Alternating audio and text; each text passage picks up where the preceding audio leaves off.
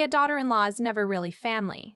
My mother-in-law made sure I understood exactly what she meant by that the morning after my husband's funeral, when she slid a certified check for $3.1 million across the kitchen table and told me to sign the company over and disappear before the burial flowers had even wilted. I was 31 years old, 7 months pregnant, and still wearing the black dress I had slept in. My hands were shaking so hard I could barely hold the coffee mug I had not actually drunk from. And she sat across from me in my own kitchen, the kitchen of the house my husband and I had bought together, the house where we had painted the nursery a soft sage green just 6 weeks before he died, looking at me like I was an inconvenience she had finally found a solution to. Her name does not matter. I called her what my husband had always asked me to call her, and what she had always corrected with a thin smile. I will just call her what she actually was, my mother-in-law. 58 years old, ash blonde, wearing a silk blouse at 8 in the morning, her pearls already clasped at her throat like armor. The business was my son's, she said, folding her hands on the table with the kind of patience that is really just contempt, wearing a cardigan. Without him, you have no claim to it. You are a graphic designer, sweetheart. You do not understand what it takes to run a regional construction company. Take the money. It is more than generous. Start over somewhere comfortable. I looked at the check, $3.1 million, a number that was meant to feel enormous to a woman like me, a woman whose mother had worked double shifts at a hospital laundry for most of her life, a woman who had paid for her own college in installments, a woman who had never in her life held that many zeros in her hand. It was also, I knew, approximately 1/8 of what the company was actually worth. Before I continue, let me tell you something about my husband. He was not a perfect man, but he was a fair one, and he spent the last 4 years of his life building a regional construction and development firm from 3 employees and a pickup truck into a company with 43 people on payroll and contracts across 3 states. He was 34 when he died, an aneurysm, without warning, on a Tuesday afternoon in the parking lot of a hardware store. I found out standing in a grocery line from a call on a phone I almost did not answer. He had also, without telling his mother, spent the final year of his life making sure I would be taken care of. He had updated his will. He had restructured the partnership agreement. He had put everything in order the way a man does when he has looked at his family of origin clearly and decided to choose differently. His mother did not know any of that yet. I picked up the check and looked at it for a long moment. Then I set it back down on the table and pushed it gently toward her, the way you might return something that belongs to someone else. I need to think about it, I said. Her expression barely shifted. Do not take too long. My attorney will need a response by Friday. She stood, straightened her blouse, and let herself out of my house. Her perfume stayed in the room long after the door closed. I sat there in the quiet, in my black dress, with my hands flat on the table and my baby pressing her heel hard against my rib cage. And I thought about what my husband had whispered to me the night he finished revising his estate documents, lying in bed with his hand on my stomach. She is going to come for everything, he said. She has always believed it belongs to her. Just do not sign anything until you talk to my partner, his business partner. I had met her exactly 4 times. She was quiet, methodical, former military, had an MBA from Duke and a reputation in their industry for walking away from bad deals before other people even recognized them as bad. She had co-founded the company with my husband 3 years in, when he needed capital and she needed somewhere to put her expertise. She owned 40%. My husband had owned 60%. I had inherited that 60% in full, including the controlling vote on every major business decision. The Thursday morning I walked out of the estate attorney's office and called her from the car. She picked up on the second ring. I told her what had happened at the kitchen table. There was a pause on her end that I had learned, in the months that followed, meant she was already running the numbers. She offered you 3.1, she said. Yes. Another pause. The company appraised at $26 million in October. I already knew. But hearing someone else say it out loud in the parking lot of a Walgreens made my eyes fill in a way they had not even at the funeral. Do not sign, she said. Do not respond to her attorney. Do not open any certified mail without calling me first. And whatever you do, Do not let her convince you that grief is making you irrational. That is going to be her first move. She was right. It was. The call started that week. My mother-in-law did not call me directly at first. She called my own mother, who called me confused and a little frightened, saying she had been told I was making emotional decisions about the estate and that the family was worried about me. She called my husband's younger brother, who sent me a long, genuinely kind text that had clearly been shaped by someone else's talking points.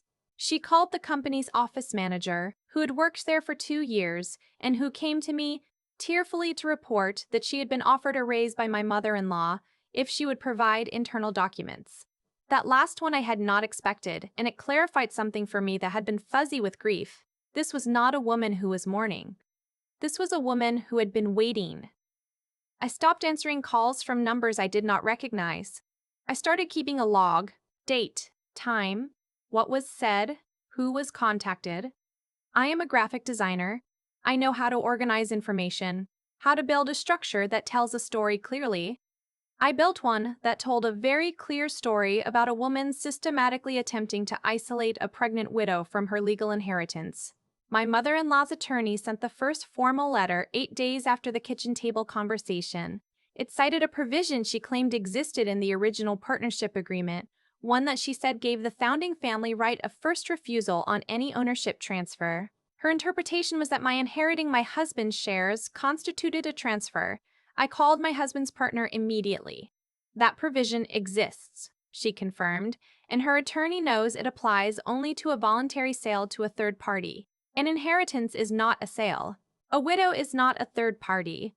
Her lawyer is hoping you do not have counsel. I had counsel by the end of the day, a woman who had been practicing estate and business law in our state for 22 years, who wore reading glasses on a beaded chain and spoke in the kind of measured, unhurried sentences that made you feel, for the first time in weeks, like everything might actually be navigable. She is going to escalate, my attorney told me at our first meeting. When the legal argument does not hold, she will try a different kind of pressure. They always do. She was right about that too. 6 weeks after my husband died, 3 weeks after my daughter was born, in the same hospital where my husband had taken his last breath, which was the kind of detail that made the whole year feel like something a cruel author had written, my mother-in-law called a meeting of what she described as concerned family members and invited the company's 2 largest clients. I found out from one of the clients himself, a man who had worked with my husband for 4 years and who liked him genuinely enough that he picked up the phone and called me directly. He said he had received an invitation to a lunch meeting, that the invitation had implied I was planning to sell the company to an outside developer, and that my mother-in-law wanted to discuss transition planning to protect the ongoing project timelines. I was sitting in a nursing chair when he called, my daughter asleep on my chest, 7 days out of a C-section, and I remember being so tired that the tiredness had gone past feeling and become something more like weather. I thanked him. I asked if he would be willing to send me the invitation. He forwarded it within the hour. I called my husband's partner and read it to her. She is trying to make the clients nervous enough that they renegotiate or pull out, she said. If the contracts destabilize, the company valuation drops. A lower valuation makes her offer look more reasonable. She is sabotaging her own son's company, I said. A beat. She does not see it as his anymore. I had the choice most people in my situation do not realize they have, to react or to respond. I had watched my mother-in-law's strategy carefully enough by then that I understood something about how she operated. She was used to being the loudest, most resourceful person in any room. She was used to people who fought back emotionally, who cried or threatened or made dramatic gestures that she could then characterize as instability. She had been doing it to my husband for 30 years. She had been doing it to her daughter-in-law for 4. I did not call the clients and defend myself. I invited them to the office. My husband's partner and I sat across from them at the same conference table where my husband had closed his first major contract, and we walked them, calmly and with full documentation, through the company's financials, the existing project timelines, the staffing structure, and the ownership transition that was already legally complete. We answered every question. We did not mention my mother-in-law by name. We did not have to. Both clients renewed. One of them expanded his contract. The meeting my mother-in-law had planned never happened, because by the time she followed up with the clients, they had already heard from us first. I know this because one of them told me later, with the blunt honesty of a man who had been in construction for 30 years, that he had found the whole situation distasteful and that he appreciated that I had not made it a soap opera. My mother-in-law's next move surprised me. Though it probably should not have, she filed a formal challenge to the will. Her argument, which her attorney submitted to the probate court 3 months after my husband's death, was that my husband had been under undue influence when he revised his estate documents in the final year of his life, and that the revisions, specifically, the ones that gave me full controlling interest in the company and removed her as a secondary beneficiary, did not reflect his true intentions. In other words, my husband had only left me everything because I had manipulated him into it. I sat in my attorney's office and listened to her read the filing aloud, and I thought about my husband in our kitchen on a Sunday morning, working through the estate documents spread across the table, looking up at me over his reading glasses and saying, quietly, "I want you to be okay. I want the baby to be okay. That is the only thing I care about getting right." He had signed those documents in front of a notary. He had been examined by his own attorney, who had confirmed he was of sound mind and acting independently. He had written a personal letter of intent, which my attorney had sealed and filed, explaining in his own words why he was making these decisions and what he hoped they would mean for his daughter. My mother-in-law's challenge was not grounded in evidence. It was grounded in the belief that her grief was more legitimate than mine, and that a woman who had not grown up wealthy could not possibly be trusted with something valuable. What she did not know, what her attorney had apparently not researched carefully enough, was that my husband had also recorded a video statement, informal, on his phone in the office after everyone had gone home for the night, just talking to the camera the way he sometimes talked to me when he could not sleep. He talked about the company, he talked about what he wanted for his daughter. He talked about what he had learned over 34 years about the difference between a family that loves you and a family that owns you. My attorney submitted it as evidence. The probate judge watched it in chambers. The challenge was dismissed 4 months later. I was in the parking lot outside the courthouse when my attorney called me with the ruling. I sat in my car for a while afterward, my daughter's car seat empty in the back because she was home with my mother, and I cried for the first time since the funeral. Not because I had won, because I was so exhausted from having to fight for something that should never have been taken from me in the first place. But here is the part my mother-in-law did not account for. The part that changed the shape of everything that came after. When the probate challenge was dismissed, the record became public. The filing, the evidence, the video, the dismissed argument. Court documents are public record in our state, and a business reporter who covered regional development had been watching the case.